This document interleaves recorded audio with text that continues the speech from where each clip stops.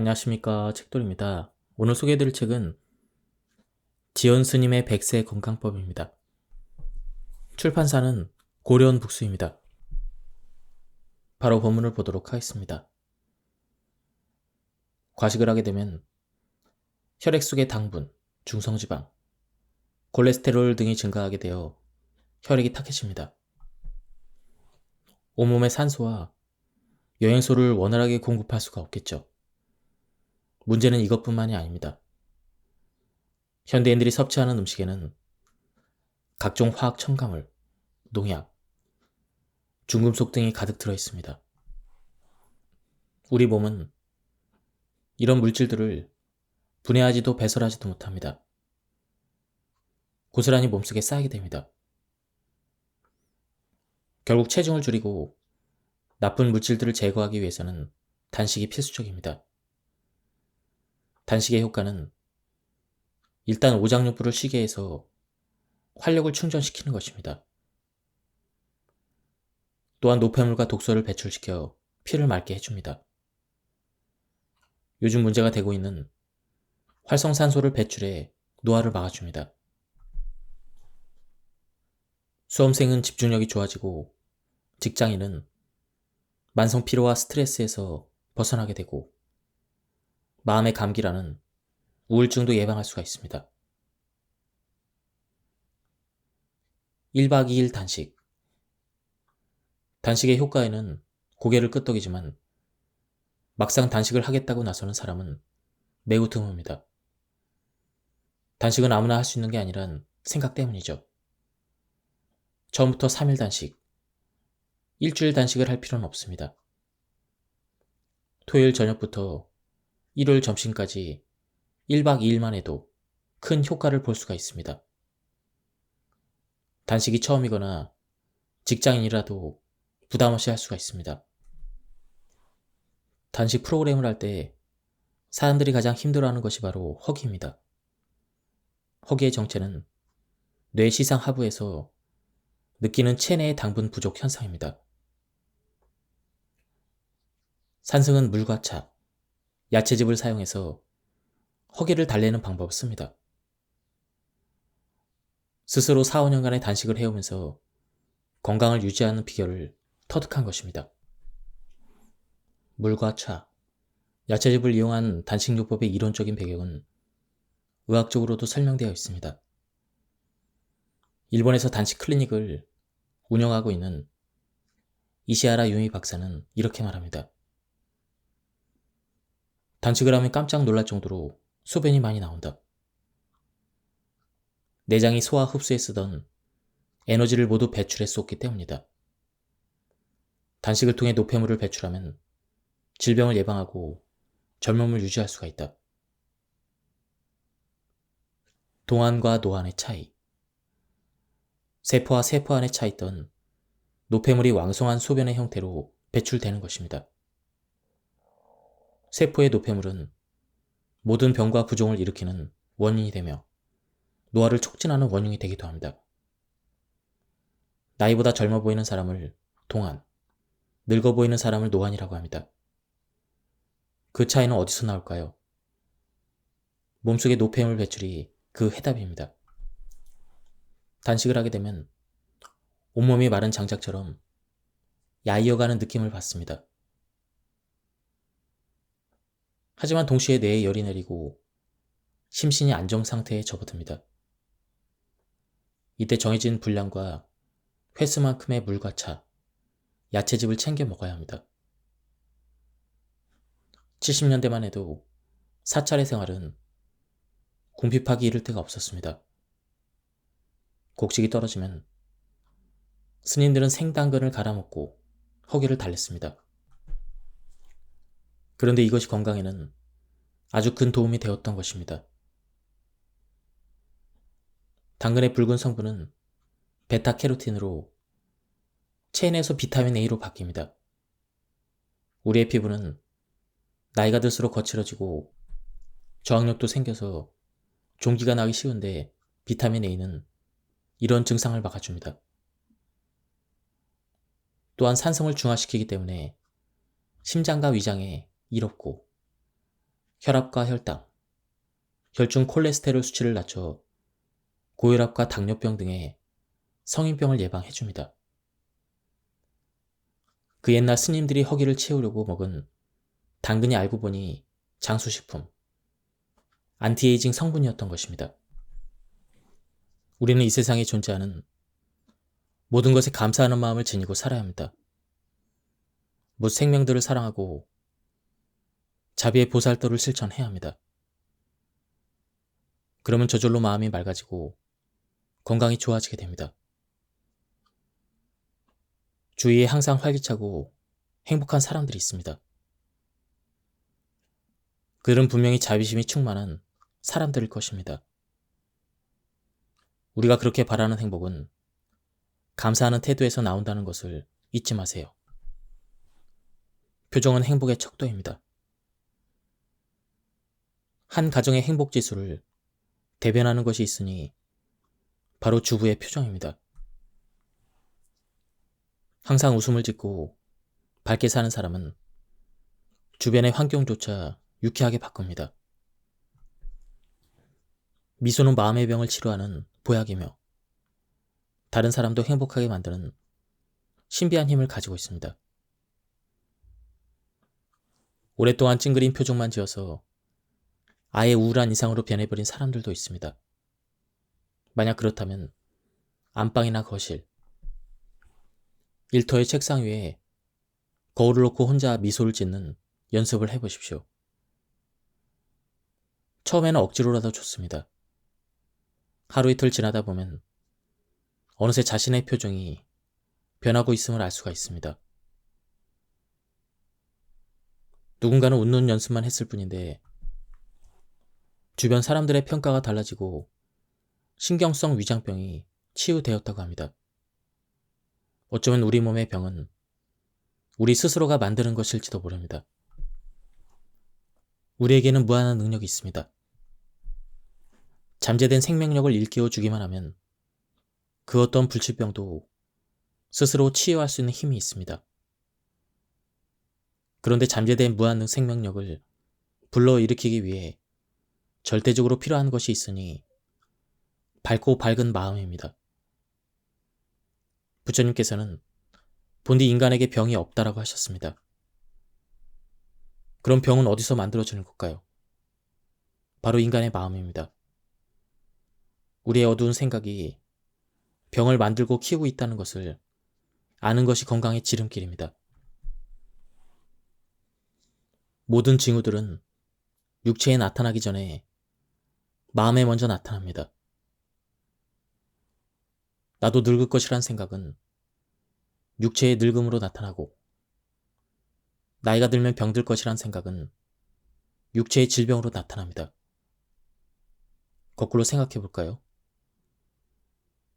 나는 젊음에 넘친다는 생각은 육체의 활력으로 나타나고 나는 세상에 유익한 존재라는 생각은 성공과 성취로 나타날 것입니다. 주변을 보면 바른 생각을 가지고 있는 사람, 건전한 생활을 하는 사람이 장수한다는 것을 알 수가 있습니다. 휴식에 대해서 오해하는 사람들이 있습니다.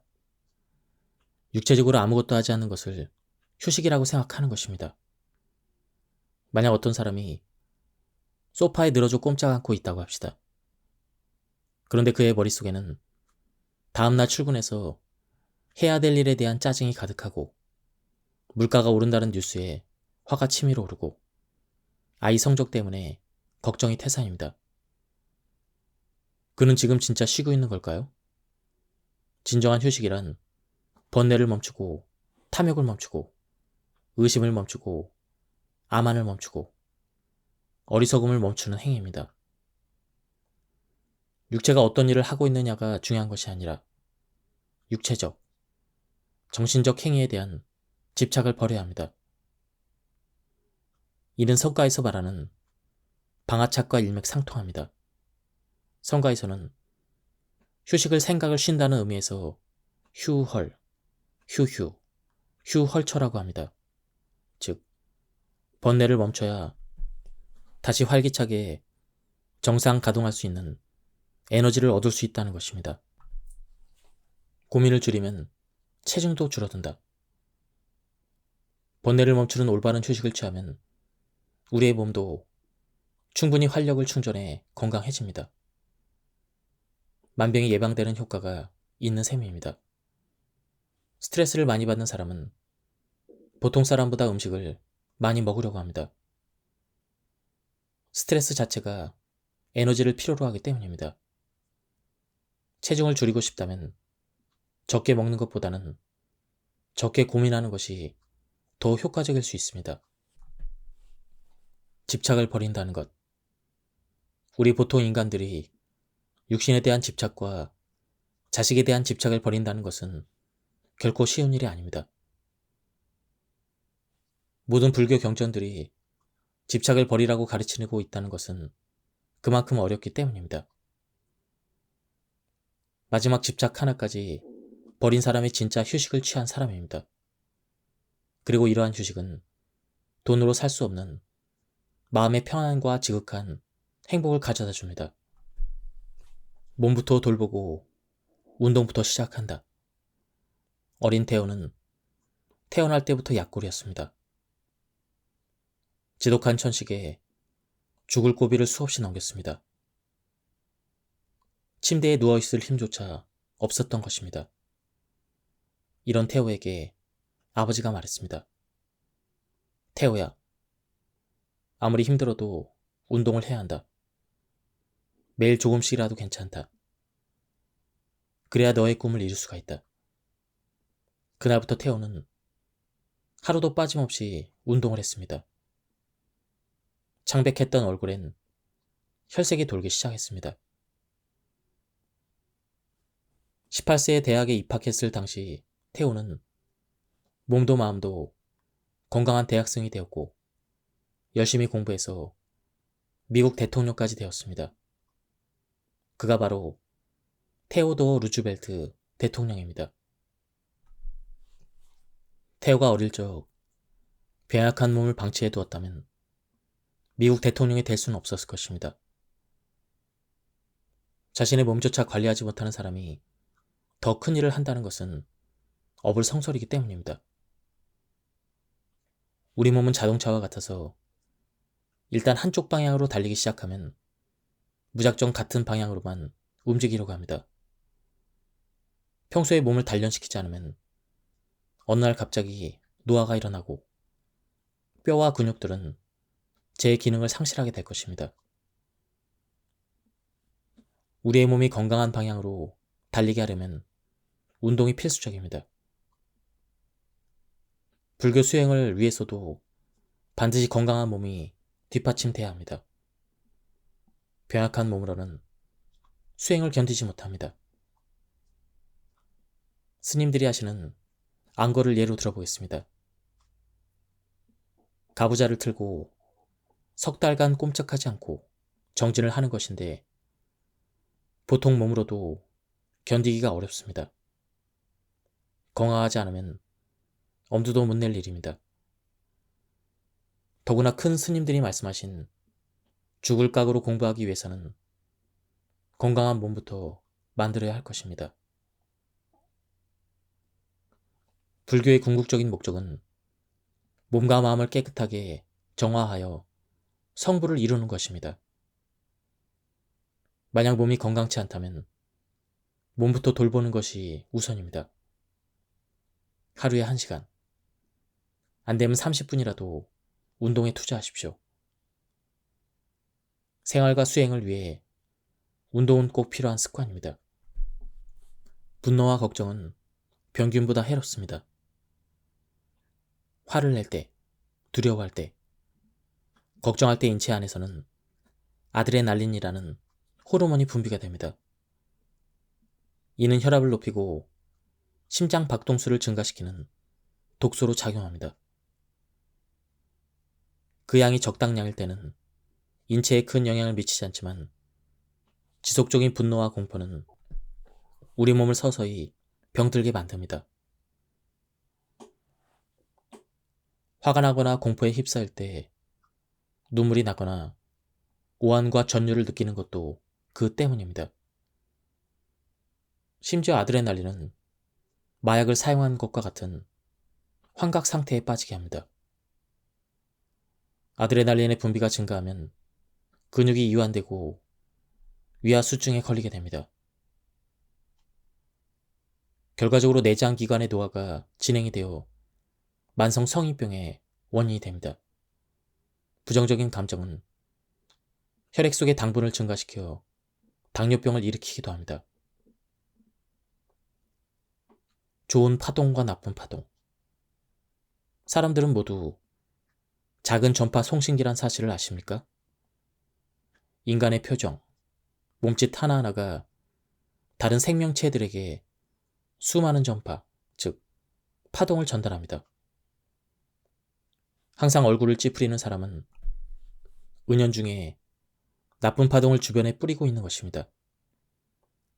항상 웃는 얼굴, 너그러운 마음, 상냥한 말투를 쓰는 사람은 부처의 영화 미소처럼 사람들에게 좋은 기운을 전달합니다.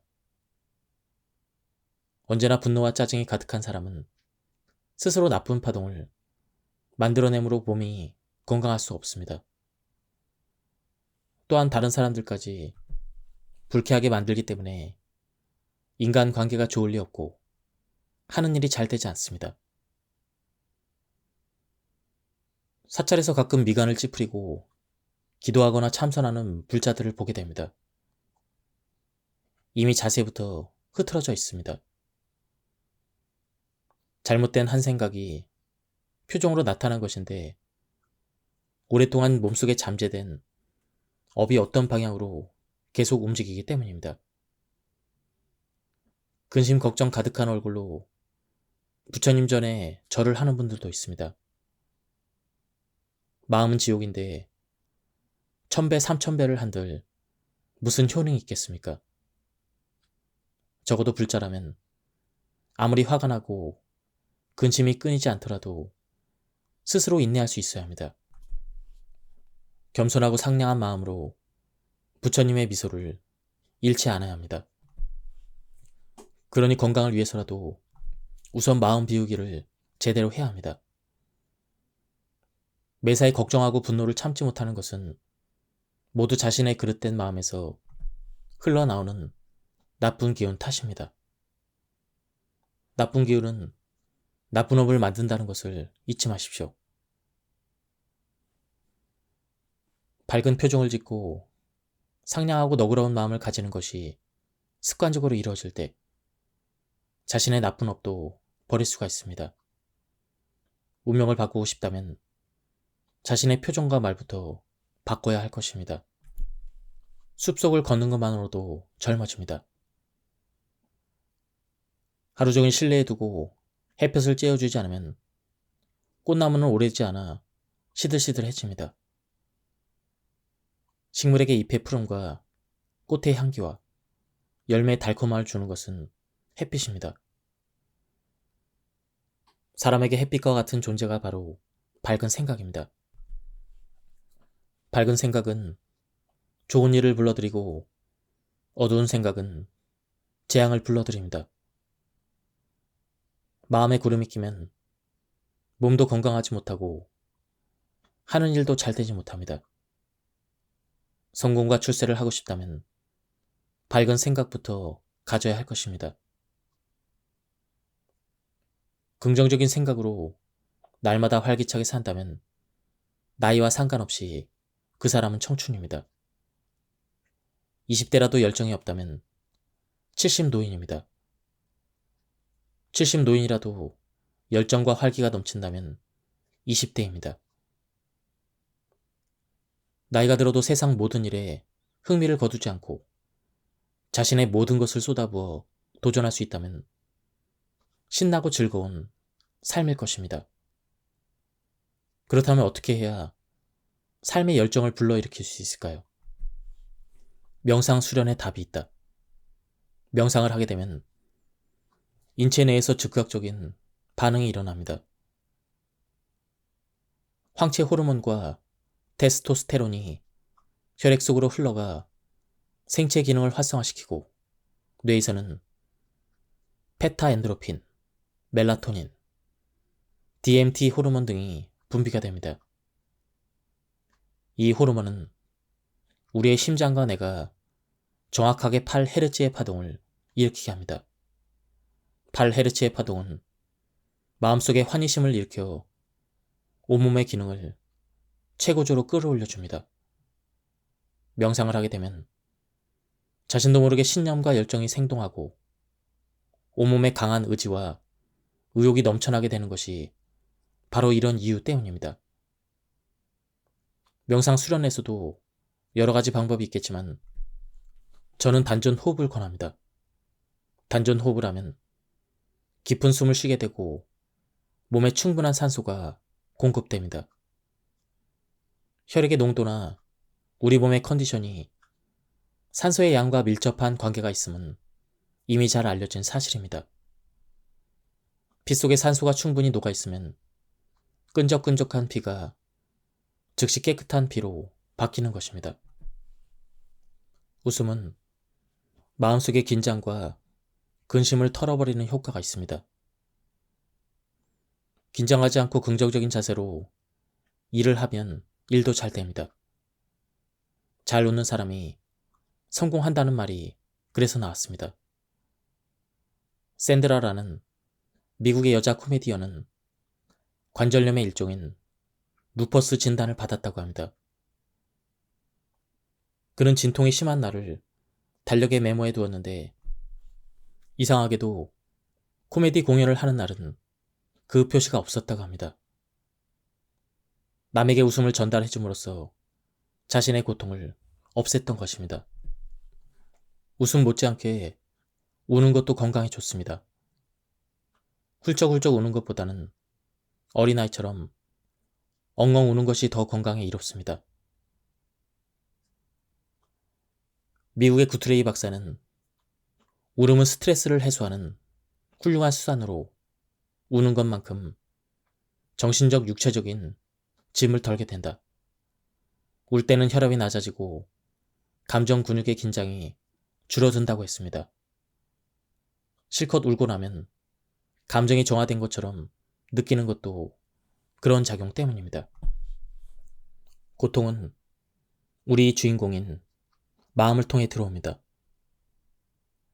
이 마음의 문을 제대로 열고 닫을 수만 있다면 일일 시오실, 매 순간이 행복할 테지요. 하지만 바쁜 세상, 정신없이 살다 보면 그것이 쉽지 않습니다. 일찍이 원효 스님은 중생의 마음은 미혹의 세계도 되고 깨달음의 세계도 된다고 하셨습니다. 부처와 보살 모두 중생심을 닦아 깨달음을 얻는 것처럼 마음을 밝게 하면 우리도 부처가 될 수가 있습니다. 우리가 길을 잃고 헤매도록 하는 것이 바로 마음이라는 놈입니다. 우리가 그토록 원하는 행복은 이 마음을 어떻게 다스리는가에 달려 있습니다. 그러면 우선 마음이 어떤 존재인지 알아봐야 할 것입니다. 불교에서는 마음의 구조를 8식으로 이해합니다. 불교를 잘 모르는 분들은 현대 심리학에서 말하는 의식을 떠올리면 됩니다. 넓은 의미에서 잠재의식과 초월의식까지 포함하고 있습니다. 하지만 일반적으로 의식이란 의식하는 마음이나 사고를 뜻합니다. 즉, 무언가를 하려는 생각이 일어남입니다. 오늘 법회에 참석해야겠다. 친구와 점심을 먹어야겠다. 이와 같은 생각들은 의식하는 마음으로부터 시작이 됩니다. 그런데 의식하는 마음이 생기기도 전에 엄겁결에 무심코 나도 모르게 저절로 괜히처럼 규정할 수 없는 그 무엇으로 인하여 행동하게 되는 경우도 많이 있습니다. 의식하지 않은 상태에서 일어나는 습관적인 행동이나 반사작용 등이 그 예입니다. 또한 심장의 고동, 혈액의 순환, 호흡과 같은 신체의 대사 행위도 마찬가지입니다. 우리가 잠들거나 정신을 잃은 경우에도 이들은 우리의 의식과는 전혀 상관없이 저절로 일어납니다. 이른바 자율신경계의 작용입니다. 머리카락을 자라게 하겠다. 몸속의 세포를 분열시키겠다. 심장을 빨리 뛰게 하겠다고 아무리 의식해도 절대 그렇게 되지 않습니다. 우리의 일상생활을 지배하는 것은 다행히 의식하는 마음입니다. 그 마음이 인생의 향취와 빛깔을 빚습니다. 도덕과 윤리, 종교와 철학, 문학과 예술 등 인류의 모든 유산과 성취는 의식의 소산입니다. 지금 이 순간에도 우리는 의식하는 마음과 함께 있습니다. 건강에 자신이 없는 사람이 있다면 아침에 눈 뜰 때, 밥 먹을 때, 운전할 때, 그리고 화장실에 앉았을 때 매 순간마다 나는 건강해지고 있고 앞으로 나아지고 있다. 나는 행복하다라고 되뇌십시오. 자신에게 이처럼 강한 의식을 날마다 불어넣으면 실제로 건강해지고 행복감이 적게 됩니다. 한 번 배운 자전거는 평생 언제든 탈 수 있듯 긍정적인 의식을 날마다 불어넣어 자신의 의식 속에 저장해 둔다면 필요한 경우 자연스럽게 나타나게 됩니다. 자신의 의식적인 마음이 창조적인 마음을 복돋을 수 있도록 자신의 마음을 지켜봐야 합니다. 의식은 창조의 위대한 힘을 부여해줍니다. 시크릿이라는 책도 일종의 창조의식에 관한 내용입니다. 성공한 사람들의 의식에는 공통적으로 나는 할 수 있다, 나는 강하다, 어떤 일도 해낼 수 있다는 진취성과 낙관주의, 긍정 마인드가 있다는 것입니다. 부자가 되고 싶다면 여러분의 마음에 나는 부자가 될 수 있다라고 주지시키십시오. 성공하고 싶다면 나는 성공하고야 말겠다고 새기십시오. 잠재의식 속에 깃들 정도로 간절하고 꾸준하게 소망하십시오. 그러면 창조하는 마음이 알아서 움직입니다. 부자가 되고 성공하는 것은 다른 사람들이나 온 세상과 연결될 문제이지만 건강해지는 것은 내 몸 하나의 문제이니까 훨씬 쉽게, 훨씬 빨리 이루어지지 않겠습니까? 눈썹과 눈썹 사이, 행복의 안테나가 있습니다. 예로부터 얼굴의 중심은 코이고 이마는 하늘이라고 했습니다. 하늘의 기운, 부처님의 복덕, 어버이의 은혜가 얼굴의 중심인 코로 흘러 들어가는 관문이 바로 미간이 셈입니다. 관상학에서는 이마가 넓으면 재능이 풍부하고 재복이 많다고 합니다. 하지만 그것이 흘러드는 관문이 좁다면 하늘의 기운이나 재능을 살려낼 수 없겠죠. 이마의 한가운데, 눈썹과 눈썹 사이를 말 그대로 미간이라 부릅니다. 미간이 좁고 바짝 조여든 사람은 대체로 성미가 급하고 운이 좋지 않다고 합니다. 그런데 거울을 보고 미간을 한번 찌푸려 보십시오. 양 눈썹 사이가 좁혀질 뿐만 아니라 그곳이 툭 튀어나오게 됩니다. 이마에서 얼굴의 중앙으로 복이 흘러 들어가는 관문에 뚝을 쌓는 형상입니다. 미간을 찌푸린다는 것은 복을 막는 것과 같습니다. 조금 다르게 설명해 볼까요? 눈썹과 눈썹 사이에 안테나가 있다고 이해하시면 됩니다.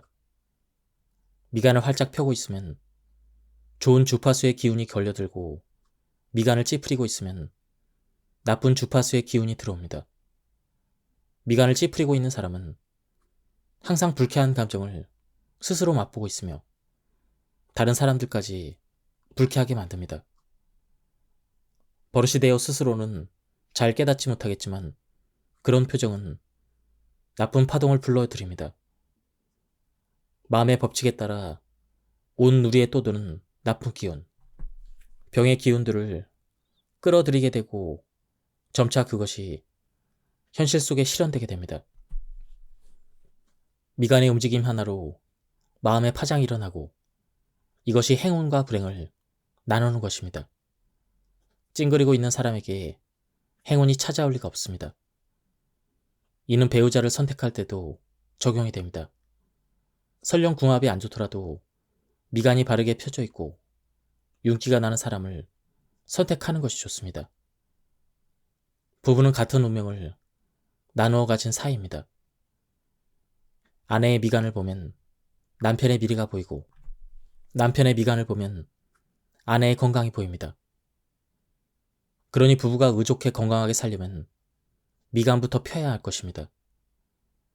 미간을 펴고 환하게 웃는 얼굴은 그 어떤 얼굴보다 아름답습니다. 보톡스를 맞고 성형수술을 하려고 애쓸 필요가 없습니다. 오늘부터 거울을 보면서 활짝 웃는 연습을 하십시오. 건강도 좋아지고 집안도 행복해지고 하는 모든 일도 잘 될 것입니다. 말이나 글은 창조의 권능을 가지고 있습니다. 말한 대로 되고 글로 쓴 대로 이루어집니다.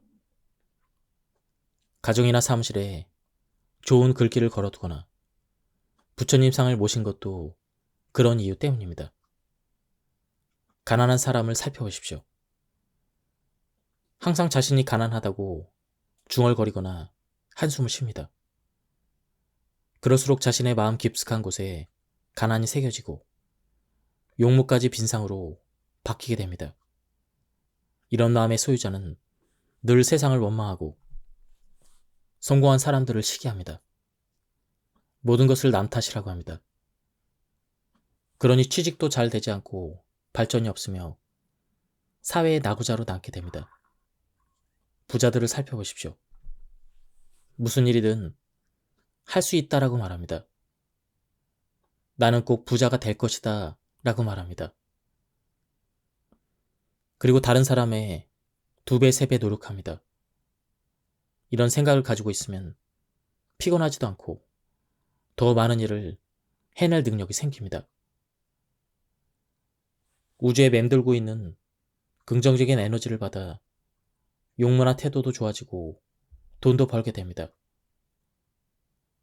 가난한 사람이 될 것인가, 부자가 될 것인가는 순전히 자신의 마음에 달린 것입니다. 부자가 되는 방법은 간단합니다. 마음부터 부를 누리면 됩니다. 말부터 부자가 되면 됩니다. 흔히들 복을 많이 받으라는 덕담을 합니다. 하지만 복은 받는 것이 아닙니다. 씨를 뿌리고 김을 메고 벌레를 잡고 추수해야 되는 것입니다. 마치 농사를 짓듯이 말입니다. 그래서 불교에서는 복을 짓는다고 합니다. 지혜로운 마음을 가지면 행복을 거둘 것이고 어리석은 마음을 가지면 불행을 거둘 것입니다. 부처님께서는 오복을 누리려면 5가지 마음을 가져야 한다고 말씀하셨습니다. 첫 번째, 고맙습니다 하는 마음입니다. 고마워하는 마음은 건강을 가져옵니다. 마음이 기쁘고 즐거울 때 우리 몸의 세포도 아주 활발하게 움직인다고 합니다. 옛말에 일소일소, 일로일로라는 말이 있습니다. 웃으면 젊어지고 성내면 늙는다는 것입니다. 고마운 마음으로 가득한 사람이 어찌 누군가를 해칠 마음을 품을 것이며 얼굴을 붉히며 화를 내겠습니까? 마음이 즐거우면 몸도 따라 건강해지고 마음이 일그러지면 몸도 따라서 불균형 상태가 되는 것은 당연한 이치입니다. 잠시 눈을 감고 생각해 보세요. 지금 이 순간 우리는 우주로부터, 지구로부터, 가족으로부터 헤아릴 수 없는 많은 은혜를 잊고 삽니다. 무한한 고마움을 느껴야 할 것입니다. 세상에 자기 혼자만 살 수 있는 생명체는 없습니다. 우리는 무수한 인연 속에서 그 덕분에 살아갑니다. 하루에 고맙습니다라는 말을 10번만 하면 생활이 달라지고 건강이 좋아질 것입니다. 두 번째는 미안합니다라는 마음입니다. 반성하는 마음은 부자로 만들어줍니다. 미안해하는 마음을 가진 사람이 풍요를 누리는 것은 인과응보의 진리입니다. 남에게 무한한 은혜를 받으면서도 그것을 모르고 왜 좀 더 잘해주지 않나 바란다면 그것은 악귀의 마음입니다. 자신의 잘못을 인정하고 미안한 마음을 가진다면 모든 사람이 그를 도와주려 할 것이고 같이 일하고 싶어질 것입니다. 세 번째는 덕분입니다 하는 마음입니다. 겸손한 마음은 권력을 가져다 줍니다. 남을 높이고 존중할 줄 아는 사람만이 높은 자리에 앉을 수가 있습니다. 부처님께서도 남의 윗자리에 앉아 은혜로운 생각은 털끝만큼도 없이 거만을 피우는 사람은 지도자가 될 수 없다고 하셨습니다. 권력을 얻고 싶다면 자신을 낮춰야 합니다. 또한 권력을 얻기 전과 얻은 후의 마음이 같아야 할 것입니다. 겸손한 마음이 변한다면 그 권력은 얼마 가지 못해 무너지게 될 것입니다. 네 번째는 제가 하겠습니다라는 마음입니다. 봉사하는 마음은 사랑을 가져다 줍니다. 작은 일이든 큰 일이든 솔선수범한다면 많은 사람들의 사랑을 받을 것입니다.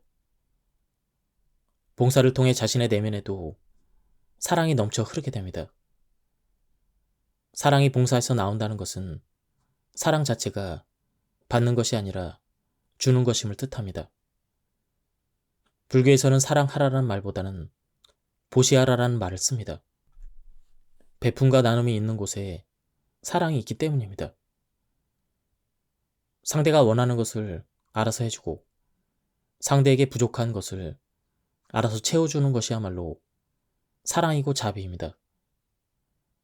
다섯 번째는 예, 그렇습니다라는 마음입니다. 유순한 마음은 자손을 잘 되게 합니다. 예, 아버지, 예, 선생님, 예, 스님. 말 한마디에 천냥빚을 갚는다고 합니다. 말은 부드러워야 하고 긍정적이어야 하며 희망을 품고 있어야 합니다. 유순한 마음과 유순한 말씨는 사랑하고 존중하는 마음에서 비롯됩니다. 말이 씨가 되고 열매를 맺어야 한다고 생각하며 일상에서 쓰는 한마디 말도 허투루 하지 말아야 할 것입니다. 예, 지금까지 이 책에 대한 리뷰를 모두 마쳤습니다. 제가 발췌 요약해서 설명드렸기 때문에 맥락이 많이 끊겼습니다. 한번 책을 구해서 읽어보실 것을 추천드립니다. 여기서 리뷰를 마치도록 하겠습니다. 감사합니다. 안녕하십니까, 책돌입니다. 오늘 소개해드릴 책은 지연 스님의 100세 건강법입니다. 출판사는 고려온 북수입니다. 바로 본문을 보도록 하겠습니다. 과식을 하게 되면 혈액 속의 당분, 중성지방, 콜레스테롤 등이 증가하게 되어 혈액이 탁해집니다. 온몸에 산소와 영양소를 원활하게 공급할 수가 없겠죠. 문제는 이것뿐만이 아닙니다. 현대인들이 섭취하는 음식에는 각종 화학 첨가물, 농약, 중금속 등이 가득 들어 있습니다. 우리 몸은 이런 물질들을 분해하지도 배설하지도 못합니다. 고스란히 몸속에 쌓이게 됩니다. 결국 체중을 줄이고 나쁜 물질들을 제거하기 위해서는 단식이 필수적입니다. 단식의 효과는 일단 오장육부를 쉬게 해서 활력을 충전시키는 것입니다. 또한 노폐물과 독소를 배출시켜 피를 맑게 해줍니다. 요즘 문제가 되고 있는 활성산소를 배출해 노화를 막아줍니다. 수험생은 집중력이 좋아지고 직장인은 만성 피로와 스트레스에서 벗어나게 되고 마음의 감기라는 우울증도 예방할 수가 있습니다. 1박 2일 단식. 단식의 효과에는 고개를 끄덕이지만 막상 단식을 하겠다고 나서는 사람은 매우 드뭅니다. 단식은 아무나 할 수 있는 게 아니란 생각 때문이죠. 처음부터 3일 단식, 일주일 단식을 할 필요는 없습니다. 토요일 저녁부터 일요일 점심까지 1박 2일만 해도 큰 효과를 볼 수가 있습니다. 단식이 처음이거나 직장인이라도 부담 없이 할 수가 있습니다. 단식 프로그램을 할 때 사람들이 가장 힘들어하는 것이 바로 허기입니다. 허기의 정체는 뇌 시상 하부에서 느끼는 체내의 당분 부족 현상입니다. 산승은 물과 차, 야채즙을 사용해서 허기를 달래는 방법을 씁니다.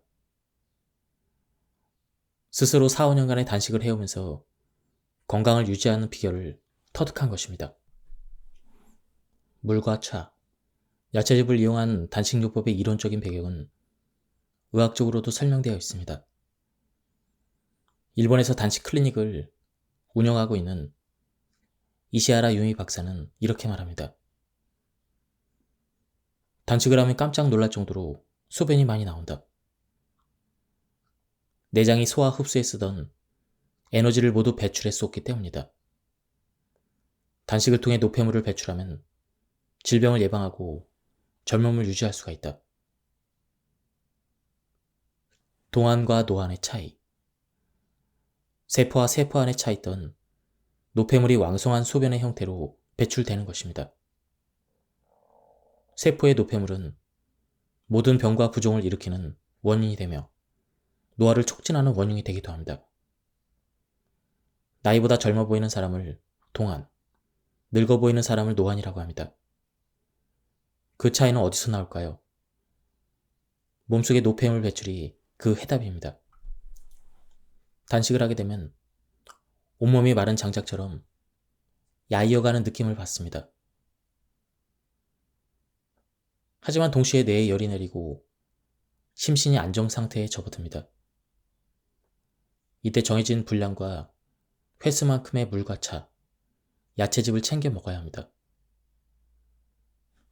70년대만 해도 사찰의 생활은 궁핍하기 이를 데가 없었습니다. 곡식이 떨어지면 스님들은 생당근을 갈아먹고 허기를 달랬습니다. 그런데 이것이 건강에는 아주 큰 도움이 되었던 것입니다. 당근의 붉은 성분은 베타캐로틴으로 체내에서 비타민 A로 바뀝니다. 우리의 피부는 나이가 들수록 거칠어지고 저항력도 생겨서 종기가 나기 쉬운데 비타민 A는 이런 증상을 막아줍니다. 또한 산성을 중화시키기 때문에 심장과 위장에 이롭고 혈압과 혈당, 혈중 콜레스테롤 수치를 낮춰 고혈압과 당뇨병 등의 성인병을 예방해줍니다. 그 옛날 스님들이 허기를 채우려고 먹은 당근이 알고 보니 장수식품, 안티에이징 성분이었던 것입니다. 우리는 이 세상에 존재하는 모든 것에 감사하는 마음을 지니고 살아야 합니다. 모든 생명들을 사랑하고 자비의 보살도를 실천해야 합니다. 그러면 저절로 마음이 맑아지고 건강이 좋아지게 됩니다. 주위에 항상 활기차고 행복한 사람들이 있습니다. 그들은 분명히 자비심이 충만한 사람들일 것입니다. 우리가 그렇게 바라는 행복은 감사하는 태도에서 나온다는 것을 잊지 마세요. 표정은 행복의 척도입니다. 한 가정의 행복 지수를 대변하는 것이 있으니 바로 주부의 표정입니다. 항상 웃음을 짓고 밝게 사는 사람은 주변의 환경조차 유쾌하게 바꿉니다. 미소는 마음의 병을 치료하는 보약이며 다른 사람도 행복하게 만드는 신비한 힘을 가지고 있습니다. 오랫동안 찡그린 표정만 지어서 아예 우울한 이상으로 변해버린 사람들도 있습니다. 만약 그렇다면 안방이나 거실, 일터의 책상 위에 거울을 놓고 혼자 미소를 짓는 연습을 해보십시오. 처음에는 억지로라도 좋습니다. 하루 이틀 지나다 보면 어느새 자신의 표정이 변하고 있음을 알 수가 있습니다. 누군가는 웃는 연습만 했을 뿐인데 주변 사람들의 평가가 달라지고 신경성 위장병이 치유되었다고 합니다. 어쩌면 우리 몸의 병은 우리 스스로가 만드는 것일지도 모릅니다. 우리에게는 무한한 능력이 있습니다. 잠재된 생명력을 일깨워 주기만 하면 그 어떤 불치병도 스스로 치유할 수 있는 힘이 있습니다.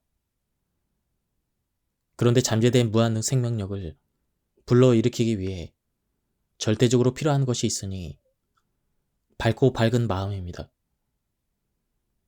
부처님께서는 본디 인간에게 병이 없다라고 하셨습니다. 그럼 병은 어디서 만들어지는 걸까요? 바로 인간의 마음입니다. 우리의 어두운 생각이 병을 만들고 키우고 있다는 것을 아는 것이 건강의 지름길입니다. 모든 징후들은 육체에 나타나기 전에 마음에 먼저 나타납니다.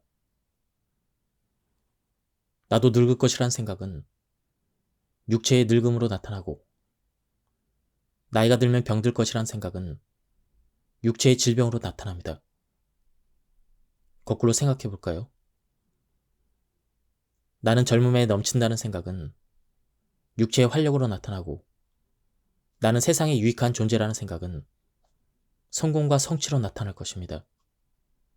주변을 보면 바른 생각을 가지고 있는 사람, 건전한 생활을 하는 사람이 장수한다는 것을 알 수가 있습니다. 휴식에 대해서 오해하는 사람들이 있습니다. 육체적으로 아무것도 하지 않는 것을 휴식이라고 생각하는 것입니다. 만약 어떤 사람이 소파에 늘어져 꼼짝 않고 있다고 합시다.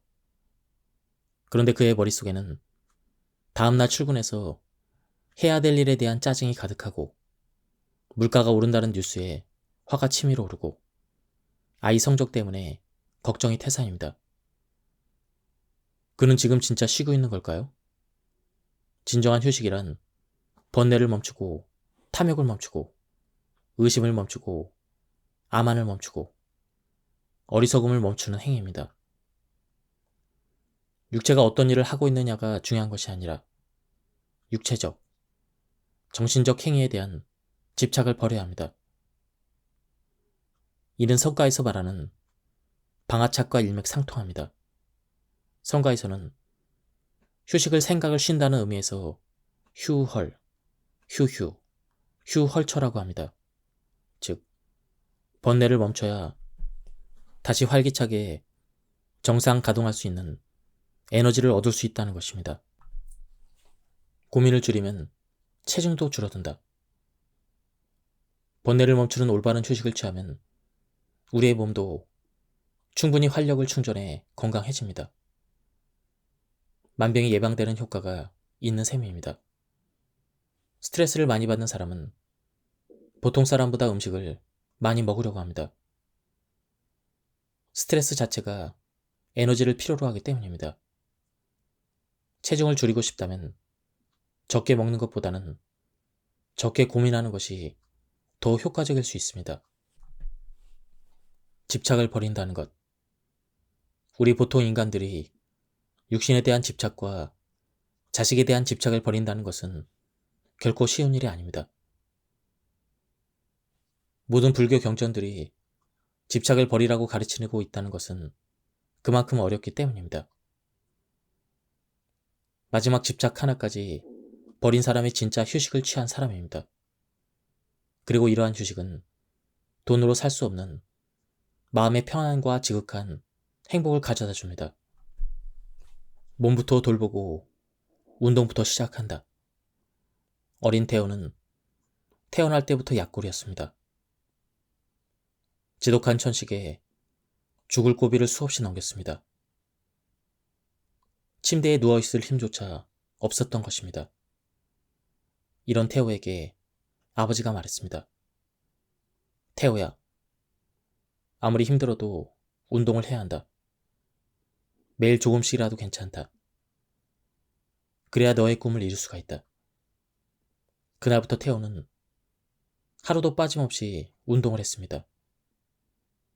창백했던 얼굴엔 혈색이 돌기 시작했습니다. 18세에 대학에 입학했을 당시 태호는 몸도 마음도 건강한 대학생이 되었고 열심히 공부해서 미국 대통령까지 되었습니다. 그가 바로 테오도어 루즈벨트 대통령입니다. 테오가 어릴 적 병약한 몸을 방치해 두었다면 미국 대통령이 될 수는 없었을 것입니다.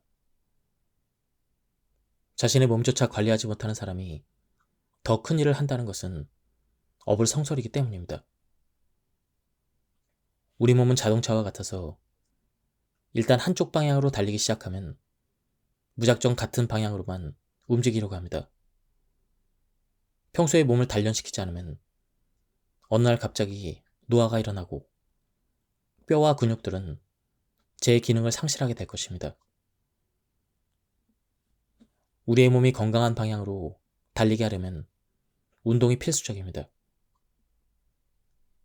불교 수행을 위해서도 반드시 건강한 몸이 뒷받침돼야 합니다. 병약한 몸으로는 수행을 견디지 못합니다. 스님들이 하시는 안거를 예로 들어보겠습니다. 가부좌를 틀고 석 달간 꼼짝하지 않고 정진을 하는 것인데 보통 몸으로도 견디기가 어렵습니다. 건강하지 않으면 엄두도 못 낼 일입니다. 더구나 큰 스님들이 말씀하신 죽을 각오로 공부하기 위해서는 건강한 몸부터 만들어야 할 것입니다. 불교의 궁극적인 목적은 몸과 마음을 깨끗하게 정화하여 성부를 이루는 것입니다.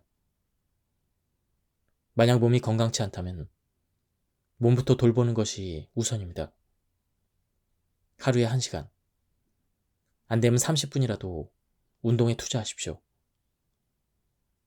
생활과 수행을 위해 운동은 꼭 필요한 습관입니다.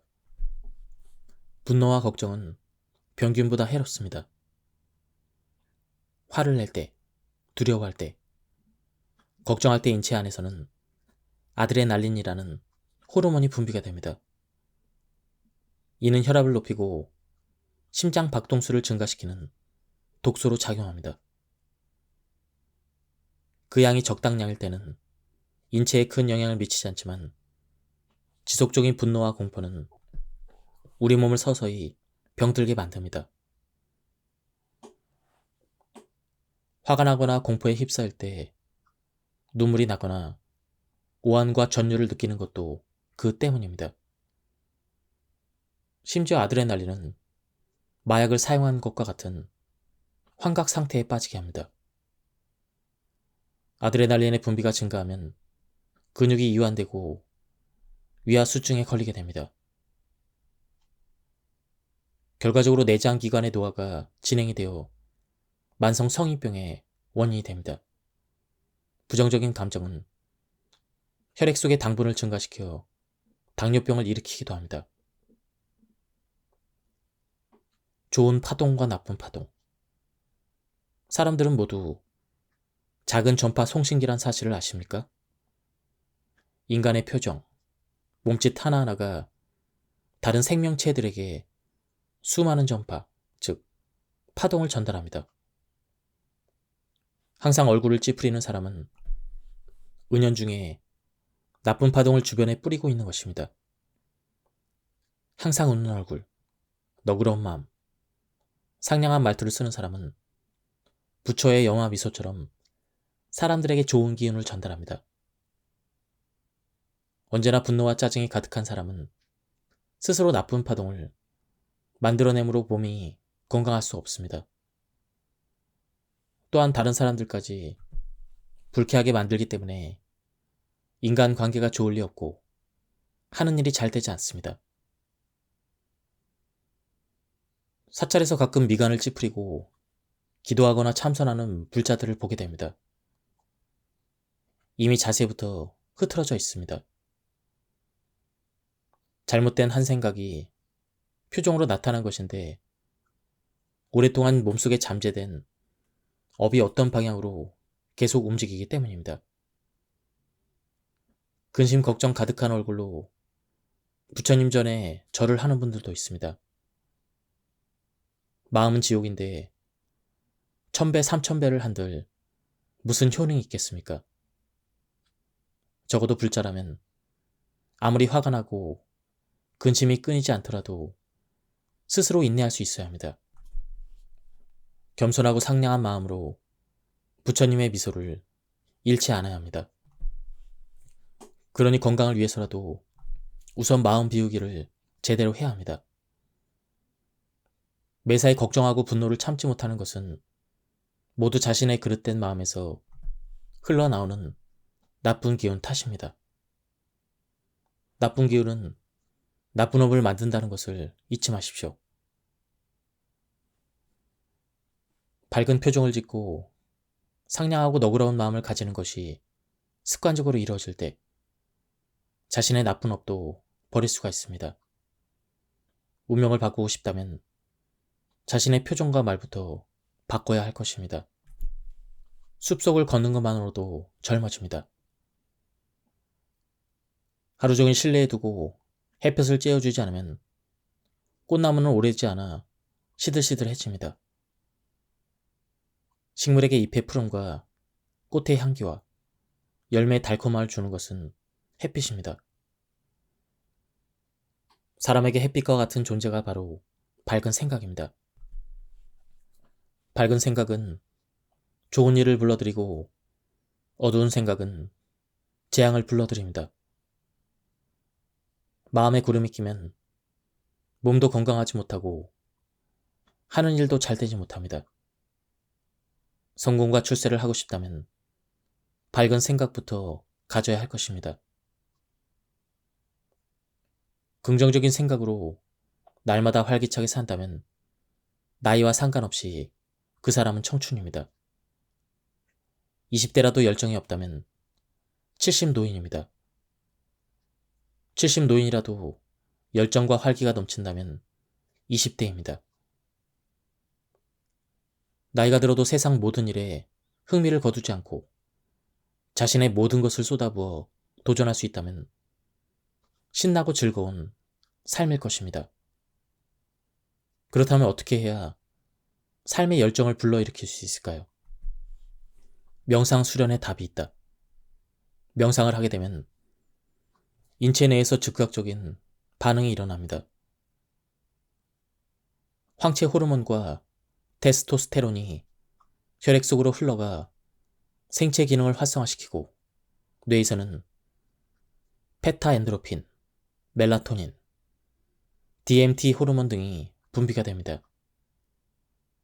이 호르몬은 우리의 심장과 뇌가 정확하게 8헤르츠의 파동을 일으키게 합니다. 8헤르츠의 파동은 마음속에 환희심을 일으켜 온몸의 기능을 최고조로 끌어올려줍니다. 명상을 하게 되면 자신도 모르게 신념과 열정이 생동하고 온몸에 강한 의지와 의욕이 넘쳐나게 되는 것이 바로 이런 이유 때문입니다. 명상 수련에서도 여러 가지 방법이 있겠지만 저는 단전 호흡을 권합니다.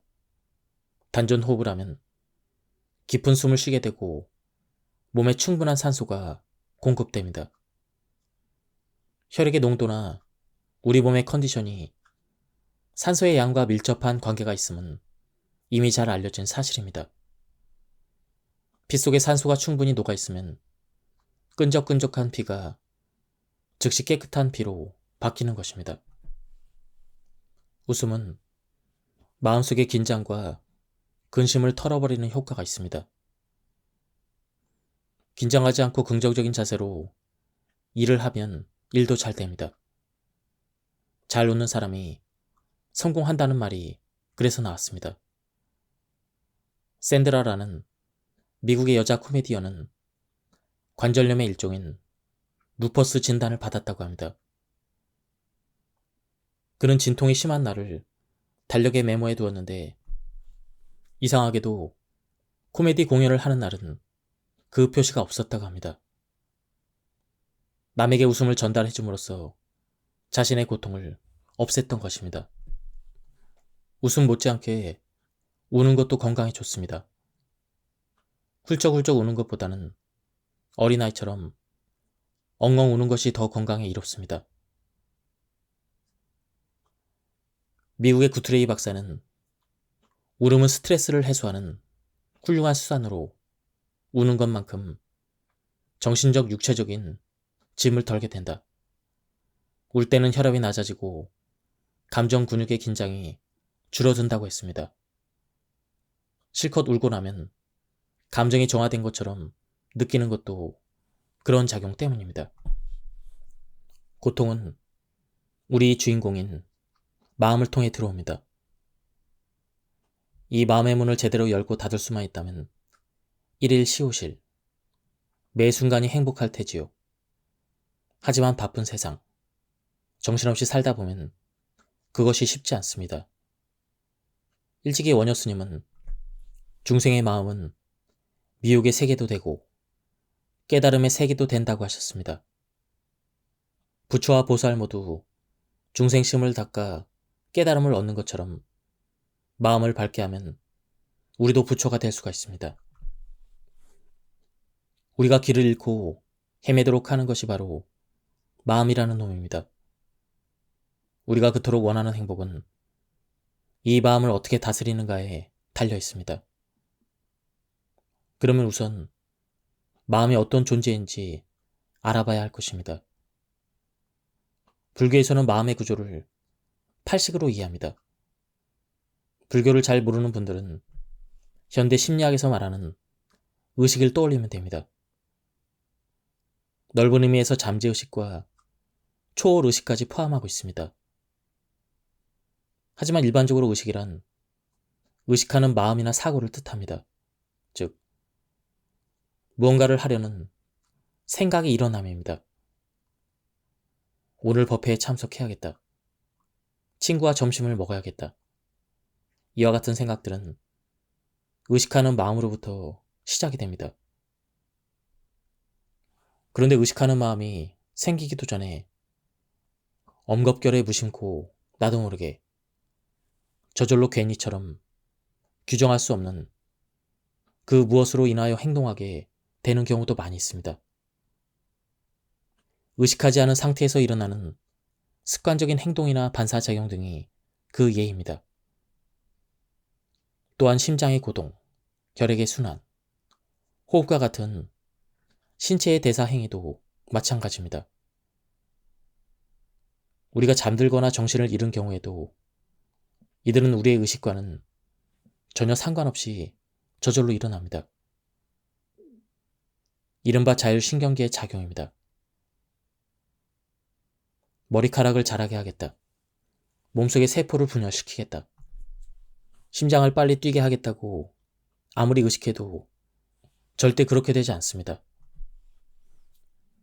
우리의 일상생활을 지배하는 것은 다행히 의식하는 마음입니다. 그 마음이 인생의 향취와 빛깔을 빚습니다. 도덕과 윤리, 종교와 철학, 문학과 예술 등 인류의 모든 유산과 성취는 의식의 소산입니다. 지금 이 순간에도 우리는 의식하는 마음과 함께 있습니다. 건강에 자신이 없는 사람이 있다면 아침에 눈 뜰 때, 밥 먹을 때, 운전할 때, 그리고 화장실에 앉았을 때 매 순간마다 나는 건강해지고 있고 앞으로 나아지고 있다. 나는 행복하다라고 되뇌십시오. 자신에게 이처럼 강한 의식을 날마다 불어넣으면 실제로 건강해지고 행복감이 적게 됩니다. 한번 배운 자전거는 평생 언제든 탈 수 있듯 긍정적인 의식을 날마다 불어넣어 자신의 의식 속에 저장해 둔다면 필요한 경우 자연스럽게 나타나게 됩니다. 자신의 의식적인 마음이 창조적인 마음을 복돋을 수 있도록 자신의 마음을 지켜봐야 합니다. 의식은 창조의 위대한 힘을 부여해줍니다. 시크릿이라는 책도 일종의 창조의식에 관한 내용입니다. 성공한 사람들의 의식에는 공통적으로 나는 할 수 있다, 나는 강하다, 어떤 일도 해낼 수 있다는 진취성과 낙관주의, 긍정 마인드가 있다는 것입니다. 부자가 되고 싶다면 여러분의 마음에 나는 부자가 될 수 있다라고 주지시키십시오. 성공하고 싶다면 나는 성공하고야 말겠다고 새기십시오. 잠재의식 속에 깃들 정도로 간절하고 꾸준하게 소망하십시오. 그러면 창조하는 마음이 알아서 움직입니다. 부자가 되고 성공하는 것은 다른 사람들이나 온 세상과 연결될 문제이지만 건강해지는 것은 내 몸 하나의 문제이니까 훨씬 쉽게, 훨씬 빨리 이루어지지 않겠습니까? 눈썹과 눈썹 사이, 행복의 안테나가 있습니다. 예로부터 얼굴의 중심은 코이고 이마는 하늘이라고 했습니다. 하늘의 기운, 부처님의 복덕, 어버이의 은혜가 얼굴의 중심인 코로 흘러들어가는 관문이 바로 미간이 셈입니다. 관상학에서는 이마가 넓으면 재능이 풍부하고 재복이 많다고 합니다. 하지만 그것이 흘러드는 관문이 좁다면 하늘의 기운이나 재능을 살려낼 수 없겠죠.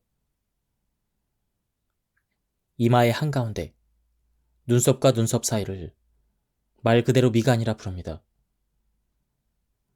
미간이 좁고 바짝 조여든 사람은 대체로 성미가 급하고 운이 좋지 않다고 합니다.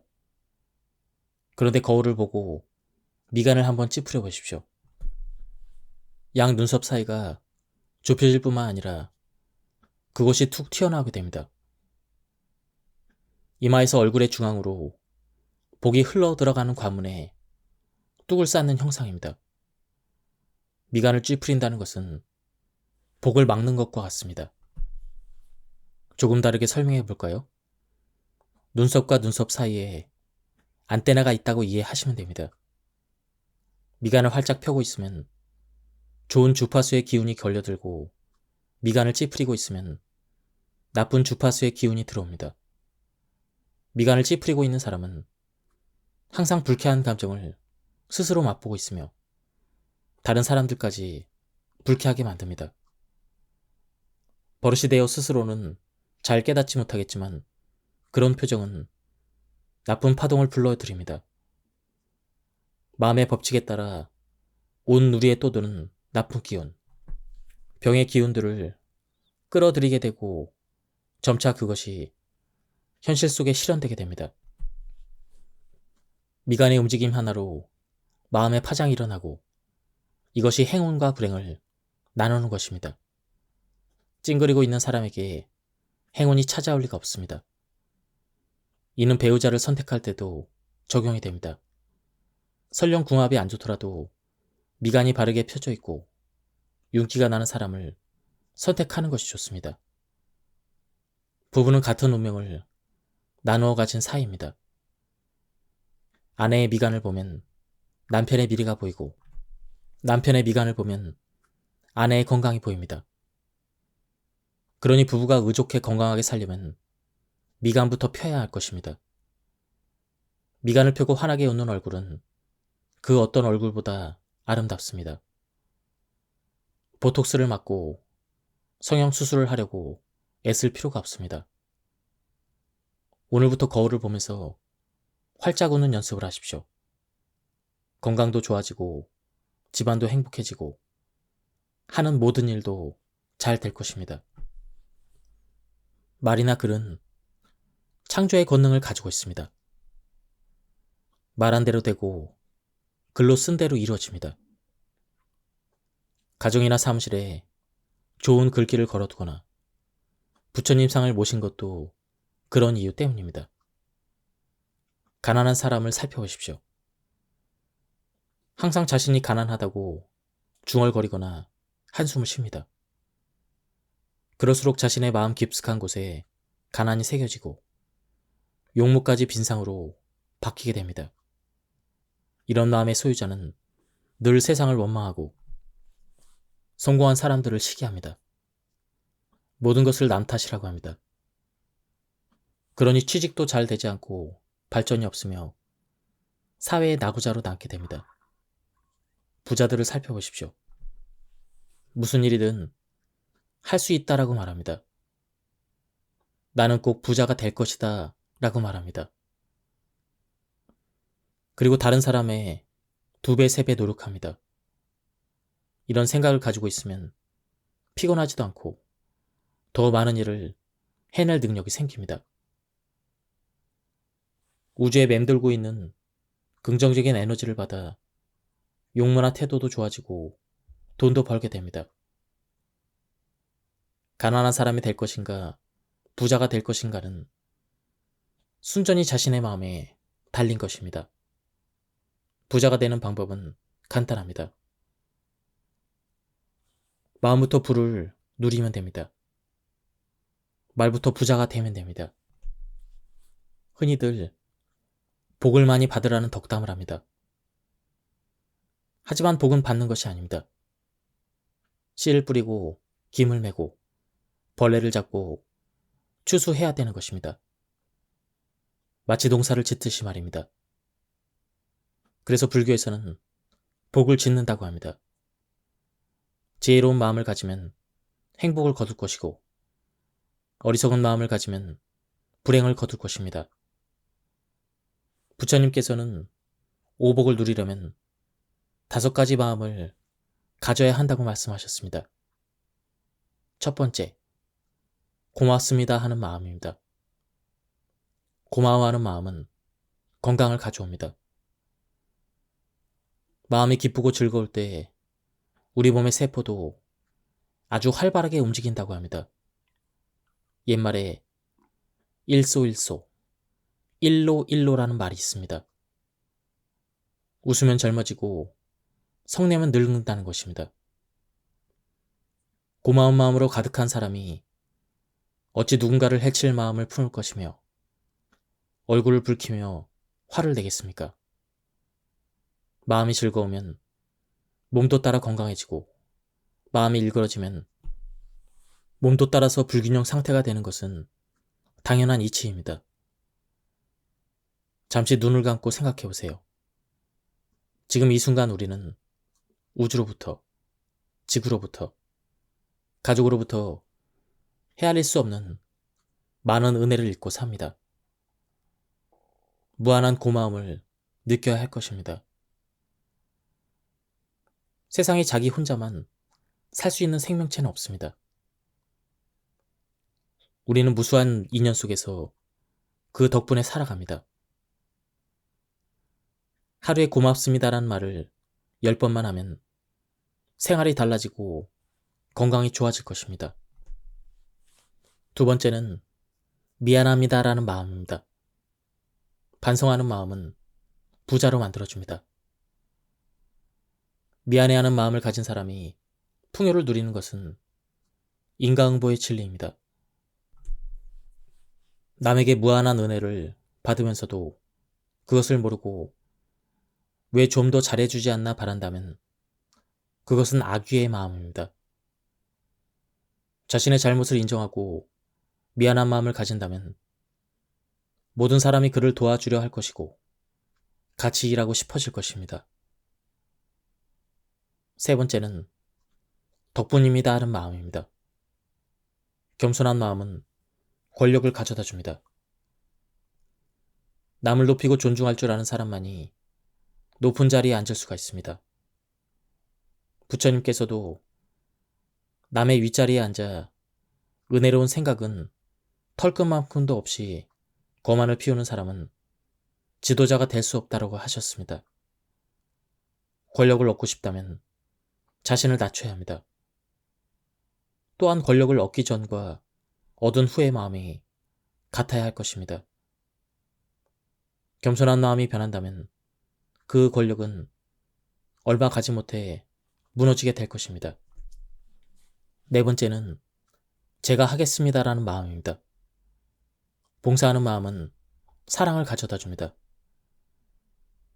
작은 일이든 큰 일이든 솔선수범한다면 많은 사람들의 사랑을 받을 것입니다. 봉사를 통해 자신의 내면에도 사랑이 넘쳐 흐르게 됩니다. 사랑이 봉사에서 나온다는 것은 사랑 자체가 받는 것이 아니라 주는 것임을 뜻합니다. 불교에서는 사랑하라는 말보다는 보시하라라는 말을 씁니다. 베품과 나눔이 있는 곳에 사랑이 있기 때문입니다. 상대가 원하는 것을 알아서 해주고 상대에게 부족한 것을 알아서 채워주는 것이야말로 사랑이고 자비입니다. 다섯 번째는 예, 그렇습니다라는 마음입니다. 유순한 마음은 자손을 잘 되게 합니다. 예, 아버지, 예, 선생님, 예, 스님. 말 한마디에 천냥빚을 갚는다고 합니다. 말은 부드러워야 하고 긍정적이어야 하며 희망을 품고 있어야 합니다. 유순한 마음과 유순한 말씨는 사랑하고 존중하는 마음에서 비롯됩니다. 말이 씨가 되고 열매를 맺어야 한다고 생각하며 일상에서 쓰는 한마디 말도 허투루 하지 말아야 할 것입니다. 예, 지금까지 이 책에 대한 리뷰를 모두 마쳤습니다. 제가 발췌 요약해서 설명드렸기 때문에 맥락이 많이 끊겼습니다. 한번 책을 구해서 읽어보실 것을 추천드립니다. 여기서 리뷰를 마치도록 하겠습니다. 감사합니다.